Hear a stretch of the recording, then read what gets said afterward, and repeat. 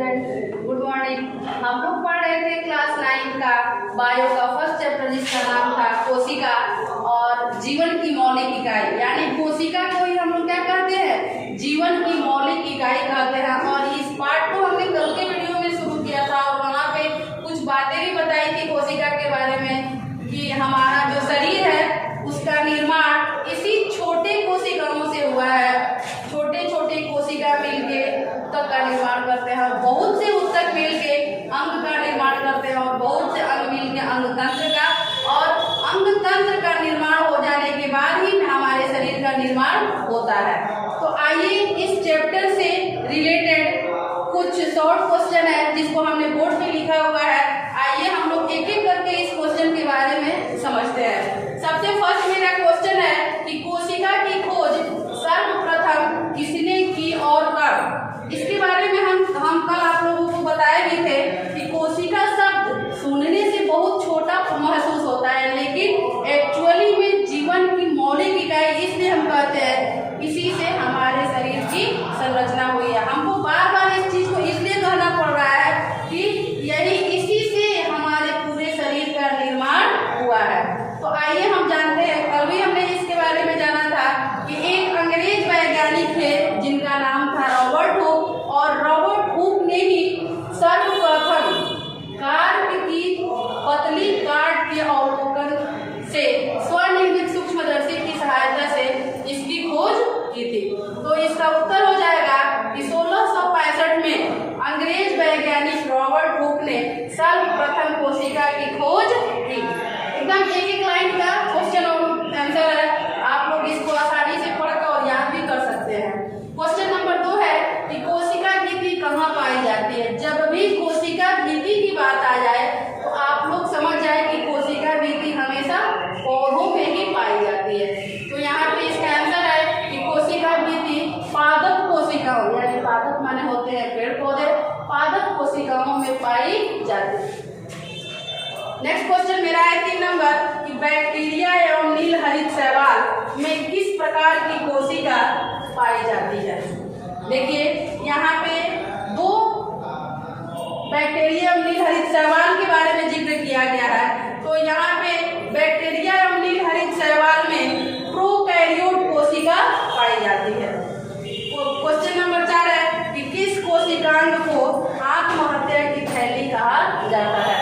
इस क्वेश्चन को हम आगे भी चैप्टर में मिलेगा आप लोगों को, वहाँ दीर्घ में मिलेगा ना, तब तक हम एक लाइन में इसको समझते हैं कि लाइसोसोम को आत्महत्या की थैली कहा जाता है। और क्यों कहा जाता है इसके बारे में हम अगले वीडियो में आप लोगों को बताएंगे पूरा इसका डिटेल।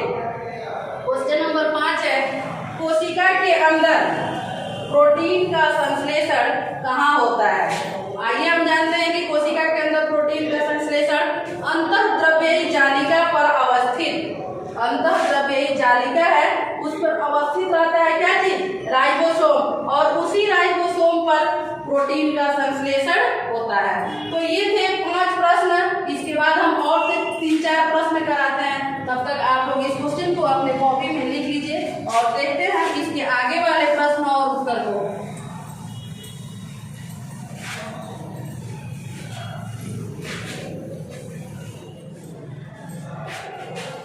क्वेश्चन नंबर है 6।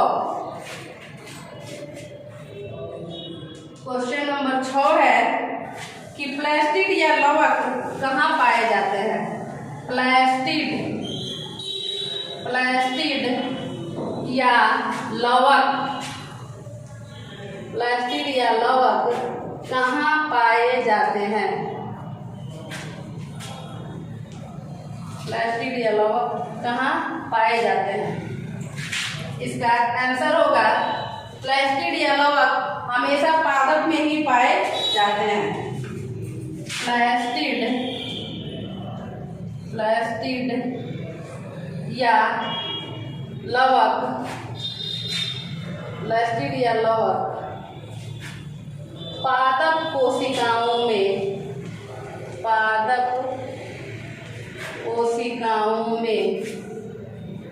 पाए जाते हैं।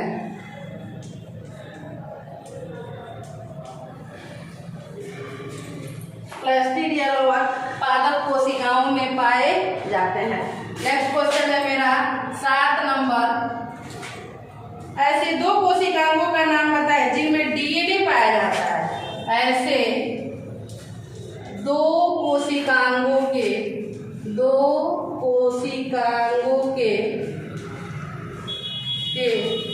नाम बताएं जिनमें डीएनए पाया जाता है। कल हमने डीएनए का पूरा नाम आप लोगों को बताया भी था, जिनमें डीएनए पाया जाता है। डीएनए का पूरा नाम होता है डीऑक्सीराइबोन्यूक्लिक एसिड। तो ऐसे 2 कोशिकाओं के नाम हम लिख देते हैं। ऐसे 2 कोशिकाओं के नाम है माइटोकॉन्ड्रिया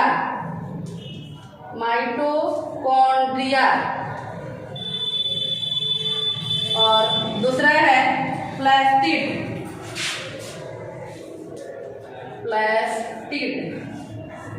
नेक्स्ट क्वेश्चन नंबर 8। भोजन का पूर्ण ऑक्सीकरण किस कोशिकांग में होता है? भोजन का पूर्ण ऑक्सीकरण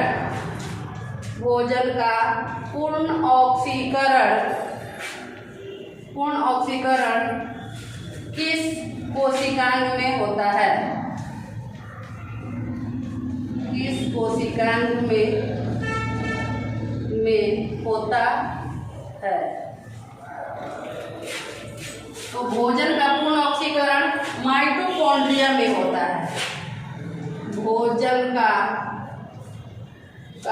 पूर्ण ऑक्सीकरण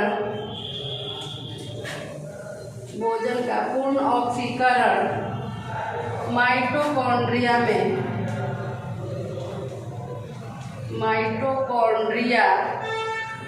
में होता है। ये था प्रश्न नंबर 8। आइए प्रश्न 9 को देखते हैं। कोशिका भित्ति और कोशिका झिल्ली में क्या अंतर है? कोशिका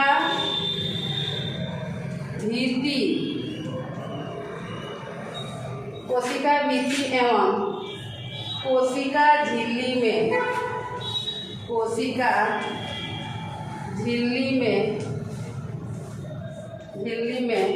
क्या अंतर है? कोशिका भित्ति एवं कोशिका झिल्ली में क्या अंतर है? कोशिका भित्ति निर्जीव होती है।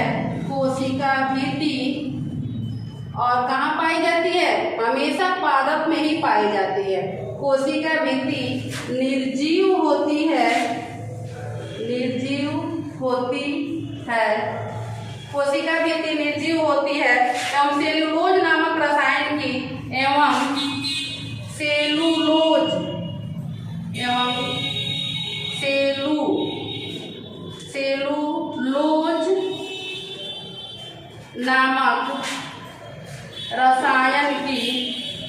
सेलुलोज नामक रसायन की बनी होती है। सेलुलोज नामक रसायन की बनी होती है। जबकि प्लाज्मा झिल्ली सजीव एवं जबकि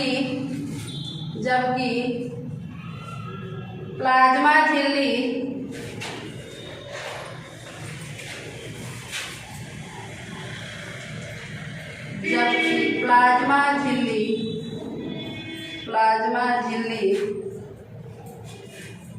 झिल्ली सजीव एवं लिपोप्रोटीन की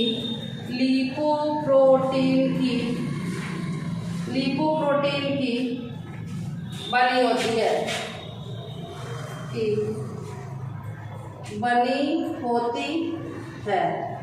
आ गई बात समझ में कि कोशिका भित्ति क्या होता है? हमेशा पादप में पाई जाती है और प्लाज्मा झिल्ली हमेशा जंतुओं में पाई जाती है। और कोशिका भित्ति जो होती है निर्जीव होती है, हम सेलुलोज नामक रसायन की बनी होती है, जबकि प्लाज्मा झिल्ली सजीव एवं लिपोप्रोटीन की बनी होती है। आगे एक और क्वेश्चन हम देखते हैं कि गोल्जी उपकरण कहाँ पाए जाते हैं?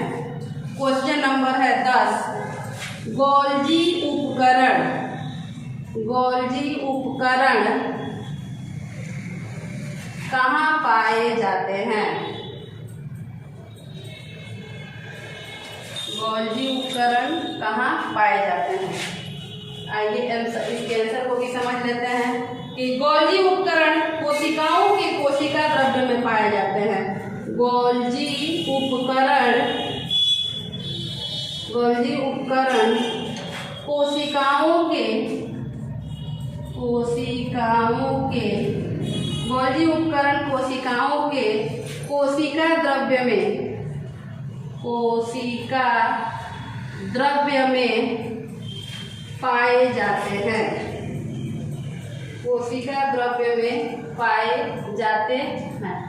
तो ये था मेरा कोशिका एवं जीवन की मौलिक इकाई के शॉर्ट क्वेश्चन 10, जिसको आप लोग अपने कॉपी में लिख लीजिएगा और लिख के साथ ही साथ उसको पढ़ते भी रहिए और घर पे रहिए, सुरक्षित रहिए और अपनी पढ़ाई को मन